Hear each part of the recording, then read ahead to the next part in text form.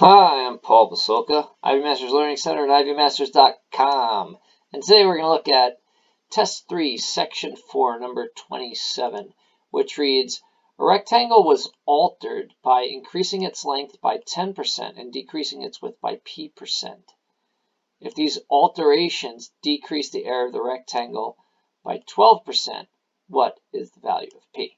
So, we're working with percents here. I just talked about this with my SAT class. What you want to do is work with 100 whenever you can with a percent problem. So what I would recommend you do is you start with a square, just because a square is a type of rectangle. The easiest square to start with is if the sides are 10, then the area is going to equal 100, because then you work with 100, easier to work with. So now, it says that it's altered by increasing its length by 10%. Well, if you increase it by 10%, what you do is you multiply by 1.1. Whenever you multiply something by 10, all you do is move the decimal once to the right, and in this case we get 11. So now our length is 11. And it decreases its length by p%. We're going to ignore that for now. It says the alterations decrease the area of the rectangle by 12%.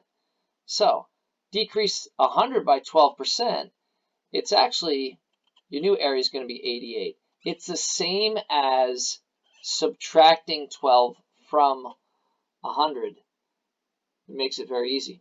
But if you had to figure it, you'd take your 100, a decrease of 12%. Think of if there's a sale and it's 12% off. No one really says that, but if it's 12% off, you're paying for 88% of it. So to decrease something by 12%, you could do it one shot by multiplying by 0.88, and sure enough, you get your 88. So what would your P be here? So your P would have to be area equals length times width. Your area is 88, your length is 11, your width is P, and so P is going to wind up being 8. Now, what was the width before? It was 10. What is the width now? It's 8. And you might just know that that is 20%. It decreased the area of the rectangle. It decreased the width of the rectangle by 20%. If you don't know that, then in order to solve for your percent here, what you would do is it's new minus old. It's minus old over old. And you multiply that by 100. Okay, this is... All right, so what's your new number? It's 8, and actually it's absolute value, new minus old up top. So it's 8 minus 10 over old, which is 10 times 100.